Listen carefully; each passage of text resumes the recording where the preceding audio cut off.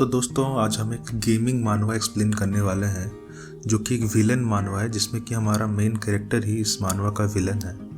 तो ये कहानी शुरू होती है जापान में सियोल में। एक सिटी है गंगनम डिस्ट्रिक्ट, वहाँ पे एक गेमिंग सिटी है डी में, जहाँ पे कई सारे प्रोफेशनल गेमर्स बैठ के गेम खेल रहे होते हैं और वो एक स्पेसिफिक प्लेयर जिसका नाम डेक्स है उसके साथ फाइटिंग कर रहे होते हैं एरिना में। तो डेक्स एक ऐसा प्लेयर है जिसको हराने के लिए सारे टॉप प्लेयर लगे रहते हैं कि उसको हरा के हम टॉप पे चले जाएं। तो सारे लोग एक साथ डेक्स पे अटैक करते हैं, फिर डेक्स सीधा जाता है और उनके लीडर को एक ही बार में मार देता है। तो सारे एक साथ अचानक से चौंक जाते हैं कि उनका लीडर एक ही बार में मर गया। फिर जो असैसिन रहता है वो अपने आप को कंसील कर लेता है और फिर अटैक करता है, पर डेक्स उसे भी देख लेता है और उसे भी एक बार में मार देता है। फिर सारे लोग एक एक करके मारे जाते हैं डेक्स के हाथों और आखिर में डेक्स ये मैच जीत जाता है। इसी तरह हमारा मेन कैरेक्टर सारे टॉप प्लेयर को क्रश कर देता है और फिर खुद टॉप पे आ जाता है। ये एक तमाचा था उन टॉप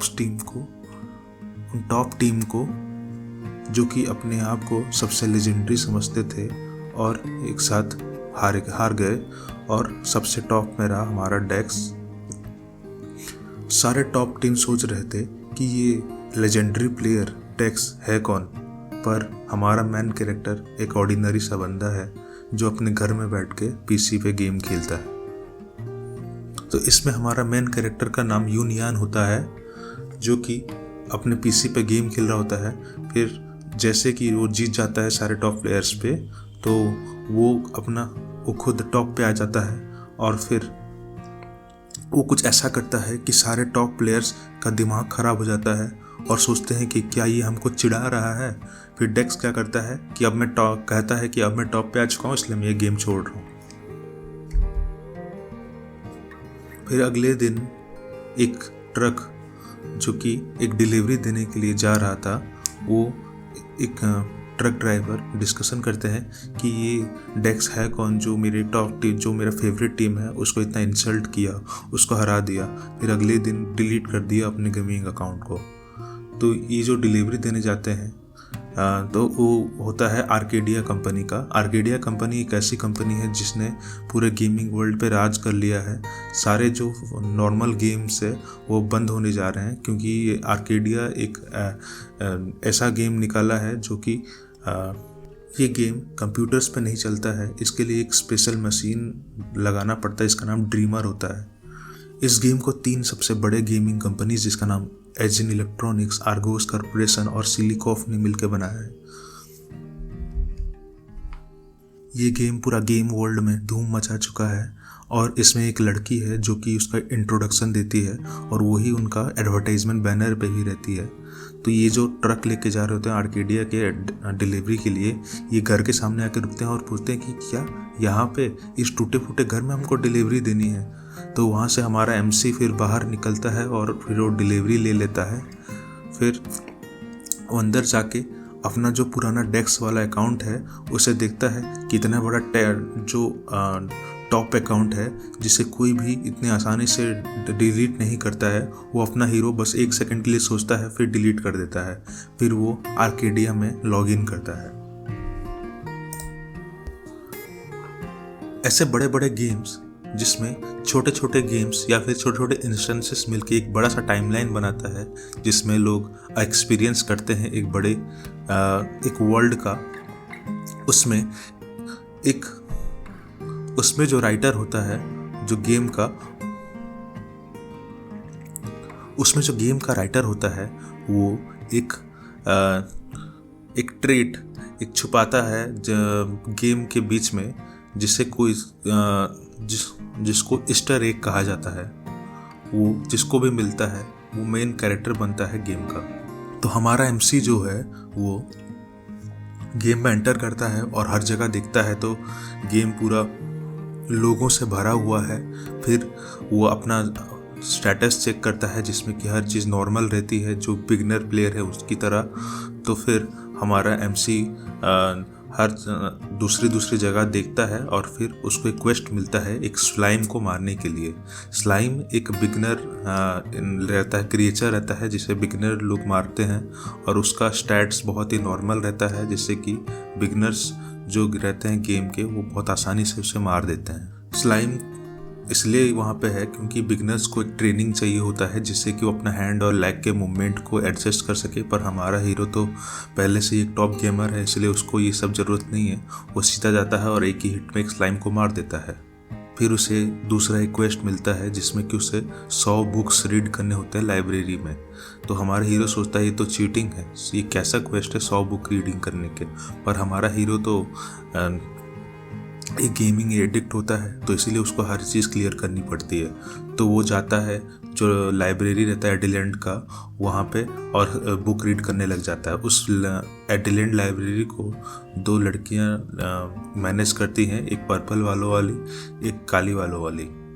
तो वो कह रही होती है कि यहाँ पे जो भी लोग आते हैं वो बस अपना मिशन को कंप्लीट करने के लिए तुरंत बुक पकड़ते हैं और उसे आराम से रीड नहीं करते हैं। तो पर्पल वालों वाली कहती है कि पर ये लड़का सामने वाला ये सारे बुक्स को रीड कर रहा है पूरे मन से।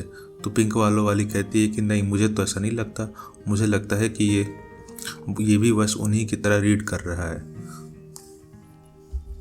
तो जब वो ऐसा बोल रही होती है तभी हमारा मेन कैरेक्टर एक बुक लेके आता है और उस लड़की से कहता है कि मुझे इस बुक का सीक्वल चाहिए। तो वो लड़की कंफ्यूज आती है क्या। तो फिर हमारा एमसी बोलता है कि ये जो बुक है जिसका नाम द हिस्ट्री ऑफ आर्केडिया होता है, जिसमें कि द बिगिनिंग डेज ऑफ एडिलैंड रहता है, तो इस बुक का मुझे सीक्वल चाहिए होता है। तो वो लड़की बहुत ही ज़्यादा आश्चर्यचकित होता है क्योंकि उसको कोई भी उसका सीक्वल, किसी भी बुक का सीक्वल नहीं मांगता। तो फिर वो सोचती है और फिर उस बुक का सीक्वल रख देती है। वो जो बुक होता है उसमें कई सारे स्पेशल मार्किंग्स रहते हैं, गोल्डन कलर के लाइनिंग्स रहते हैं। तो हमारा हीरो जाके उस लड़की से पूछता है कि ये बुक तो तुम नॉर्मल लाइब्रेरी में भी रख सकती थी, पर तुम उसे छुपा के क्यों रखते हो। तो वो लड़की बोलती है कि ये बुक हम ऐसे नहीं देते हैं, जो भी उसे सिर्फ मांगता है तभी हम उसे देते हैं। तो जब हमारा हीरो उस बुक को लेता है और पढ़ने ही वाला होता है तो एक स्पेशल इंसिडेंट अकर होता है और जो एडमिन होती है जो गेम की, उसके पास एक नोटिफिकेशन आता है जिसमें कि कहा जाता है कि एक मेन क्वेस्ट ट्रिगर हुआ है आर्केडिया गेम में। और ये मेन क्वेस्ट कोई और नहीं, हमारा ही हीरो उसका ट्रिगर किया होता है। तो ये जो बुक होता है उसमें एक कहानी होती है एक लेजेंडरी एडवेंचरर की, जो कि एक बहुत ही ज़्यादा सीक्रेट ट्रेजर को एक लेक के अंदर छुपा दिया होता है। तो वो ट्रेजर कितना पावरफुल है और क्या है ये बहुत ही ज़्यादा मिस्टीरियस है और इस ट्रेजर को कोई भी अब तक नहीं ढूंढ पाया होता है। तो पर ये स्पेकुलेट किया गया है कि इस ट्रेजर में बहुत ही ज़्यादा डार्कनेस की पावर होती है। तो हमारा हीरो पूरा मैप पे सर्च करता है, पर उसे सिर्फ जो बिगिनर्स विलेज है उसमें एक ही लेक मिलता है जिसका नाम इरून लेक होता है।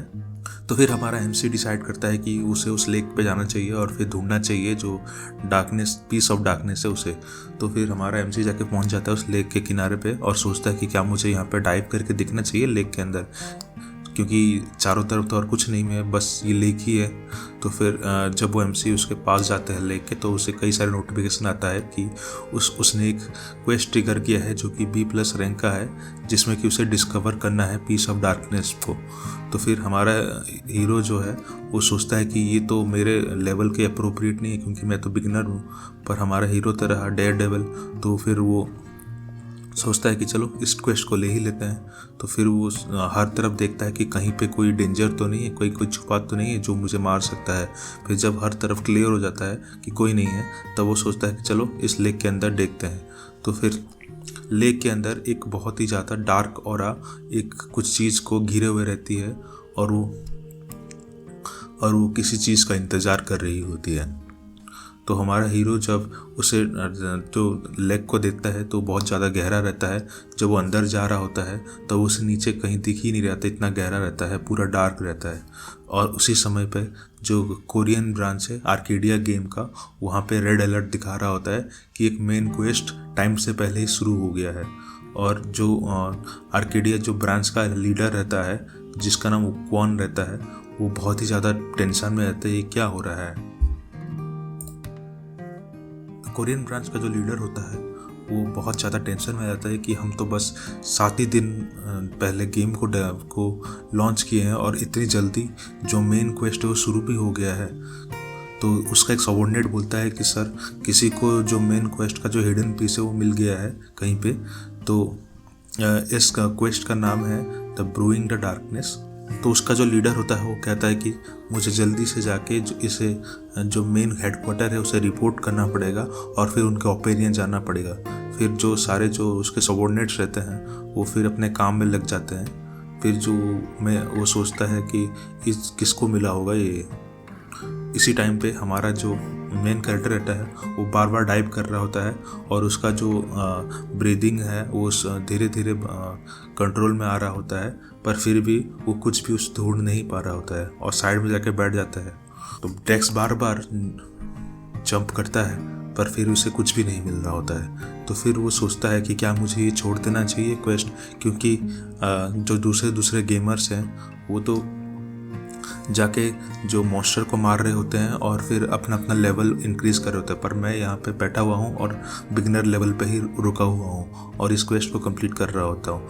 पर मुझे अपना जो कैप्सूल लिया हूँ उसका भी पेमेंट करना है, जो कि $7,000 होता है, जो कि बहुत ज़्यादा होता है। तो हमारा हीरो सोचता है कि पहले मैंने सोचा था कि मैं अपना जो गेमिंग में जो मिलेंगे इक्विपमेंट्स उसे बेच के मेरा जो इंस्टॉलमेंट है इस कैप्सूल का तो मैं उसे भर दूंगा, पर मैं अभी भी इस क्वेस्ट में हूँ। तो फिर हमारा जो मेन कैरेक्टर रहता है वो फिर ऊपर देखता है तो उसे वो क्वेस्ट हिडन क्वेस्ट दिख रही होती है।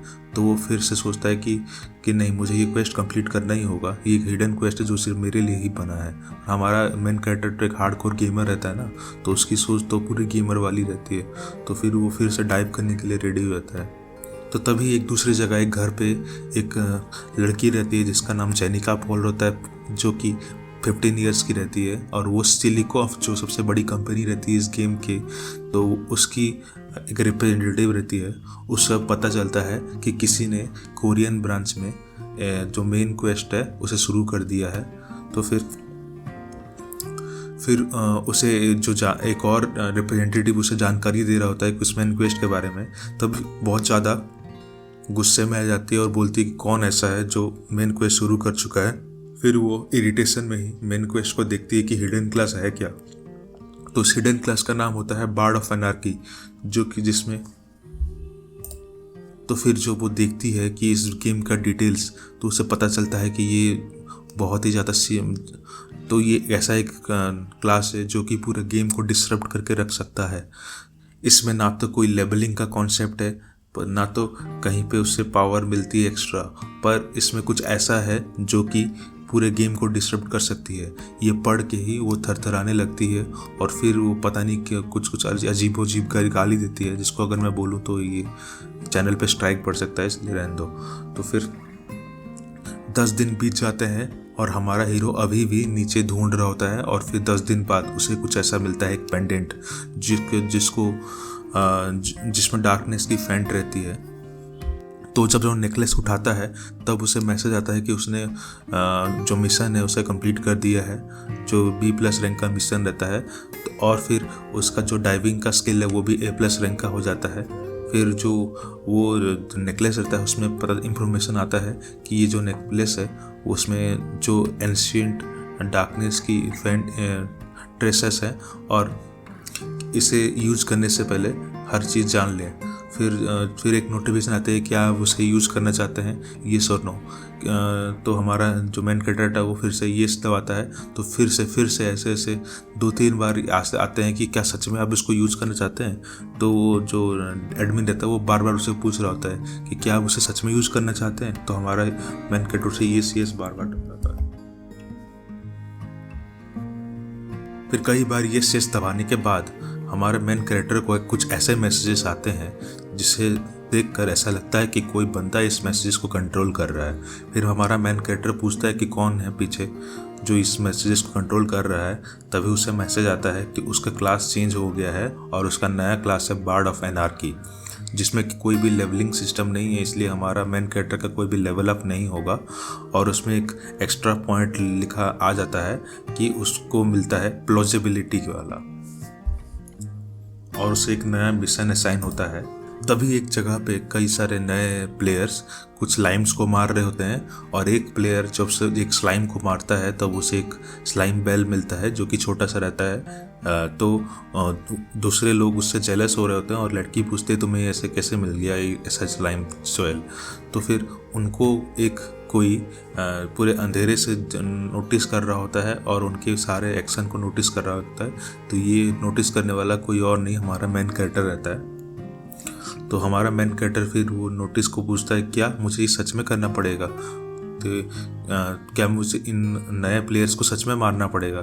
तभी हम रिवाइंड करते टाइम को 1 घंटा पहले, जब वो हमारा जो मेन कैरेक्टर है वो उस कैरेक्टर को डिलीट करना चाहता है, क्योंकि उसमें सबसे बड़ा फ्लॉ यही है कि उसका लेवल अप कभी नहीं होगा। तो हमारा मेन कैरेक्टर ऑब्वियसली चाहता है कि वो उस गेम के टॉप में जाए, पर उसका लेवल अप ही नहीं होगा तो उसके पावर्स कैसे मिलेंगे और वो टॉप पे कैसे जाएगा। अभी तो इतना नोटिस डिफरेंस नहीं होगा क्योंकि अभी सारे सेम लेवल के ही हैं आसपास, पर जब कुछ दिन बीत जाएगा तो कुछ लोग जो टॉप पे पहुंच जाएंगे लेवल अप कर करके जल्दी जल्दी, तो उनमें और हमारे डेक्स में बहुत बड़ा गैप हो जाएगा।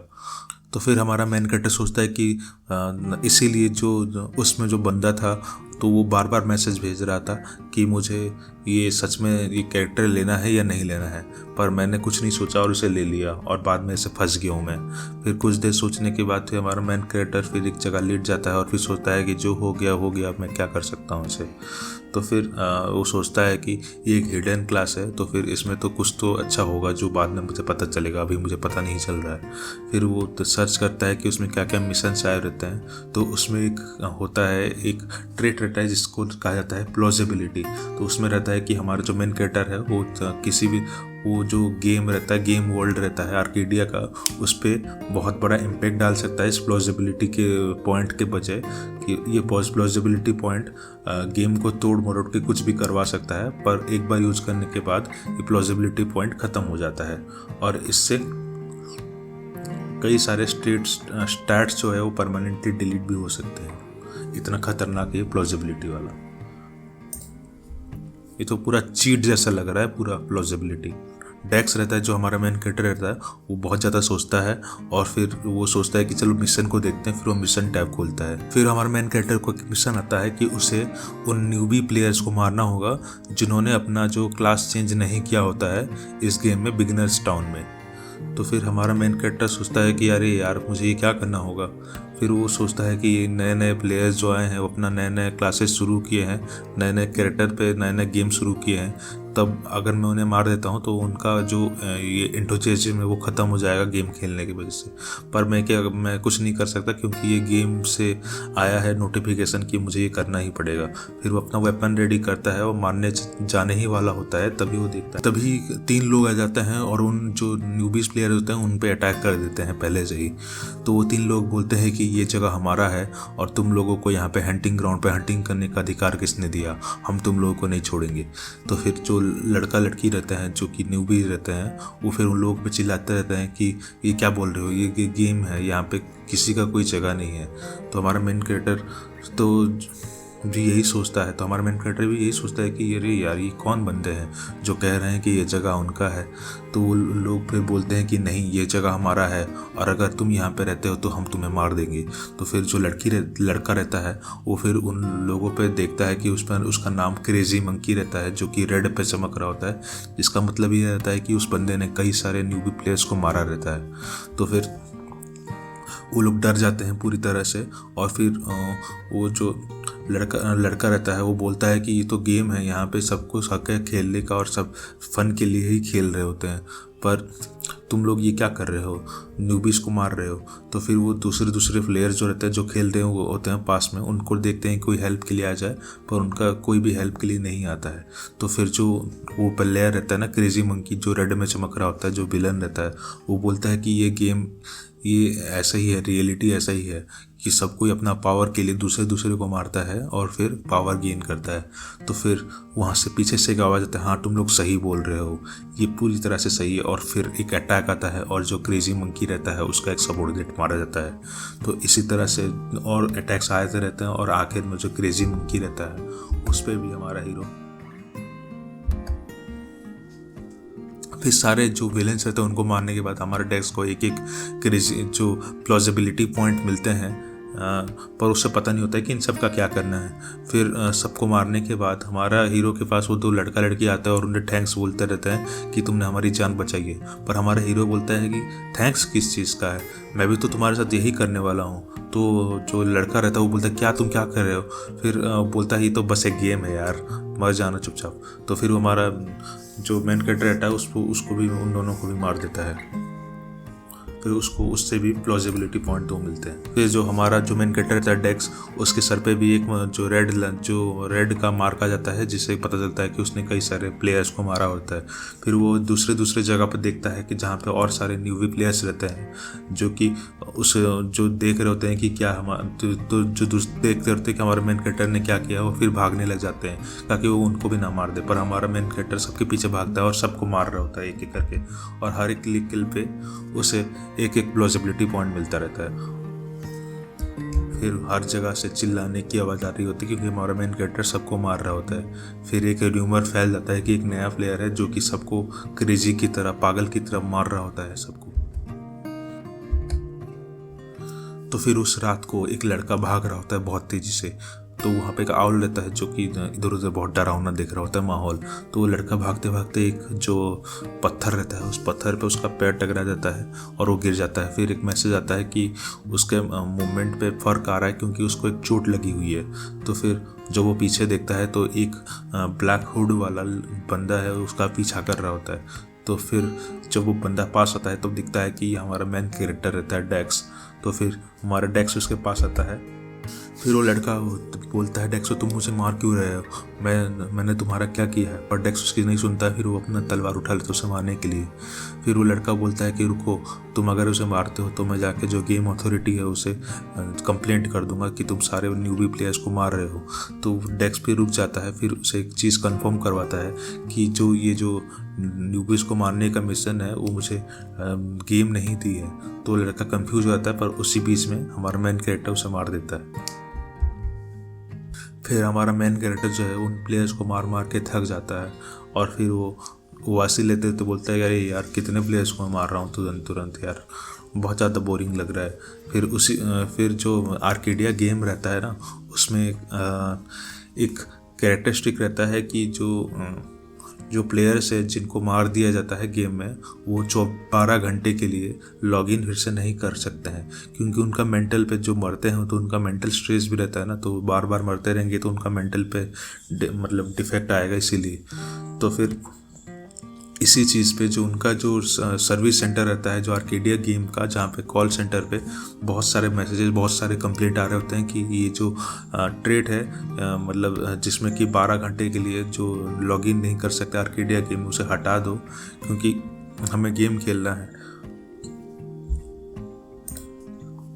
तो इसी में जो कोरियन ब्रांच का जो हेड होता है वो भी परेशान हो जाता है, अरे यार क्या हो रहा है यहाँ पे, फिर से कोई प्रॉब्लम शुरू हो गया है यार यहाँ पे।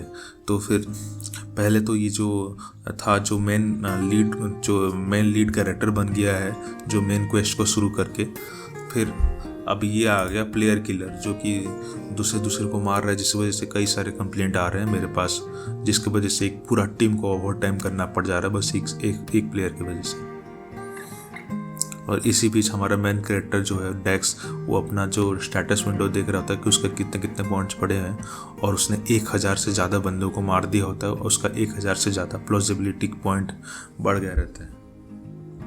तभी हमारा मेन कैरेक्टर जो है बहुत ज़्यादा थक गया होता है, क्योंकि वो 2 दिन से बस लोगों को, बंदे को मार रहा होता है, और उनके चिल्लाने का और उनका जो चीखने का आवाज़ आता है उससे वजह से हमारा मेन कैरेक्टर का ना दिमाग भी ख़राब हो रहा होता है। यार क्या कर रहा हूँ मैं, ये सोच रहा होता है हमारा मेन कैरेक्टर। तभी वो दूसरी जगह पे देखता है कि कई सारे स्लाइम्स उसके पास आ रही हैं और उसके साथ फ्रेंडशिप करना चाहती हैं, क्योंकि जो न्यूबी प्लेयर्स है वो आके कई सारे स्लाइम्स को फ्री में मार दे रहे होते हैं ना। तो अब जो न्यूबी प्लेयर्स ही मर रहे हैं बार बार, तो स्लाइम्स बच रहे हैं उसकी वजह से, इसीलिए स्लाइम्स को हमारा जो मेन कैरेक्टर बहुत ज़्यादा पसंद आ रहा है। तभी जब वो सोचता है कि अरे यार एक चीज़ तो अच्छा हुआ कि मेरे साथ कुछ लोग, कुछ मॉन्स्टर ही कम से कम दोस्त बन गए हैं कुछ स्लाइम्स से। तभी जब वो स्लाइम्स के साथ खेल रहा होता है तब उसे दूर से कहीं से आग दिख रहा होता है कि कुछ आग में उसकी तरफ बढ़ रहे हैं। तभी वो आग क्या है आगे देखेंगे इस एपिसोड को। अगर आपको ये सीरीज़ पसंद आ रही है तो प्लीज़ सब्सक्राइब करें हमारा चैनल को और लाइक कर दें इस सीरीज़ को। प्लीज़ इस सीरीज़ को शेयर करें ताकि हम ऐसे सीरीज़ और ला सकें, ऐसे गेमिंग मानवास जो कि आपको बहुत ज़्यादा पसंद है उनको हम और ज़्यादा ला सकें। अगला एपिसोड 1-2 दिन में आ जाएगा। प्लीज़ लाइक करें, सब्सक्राइब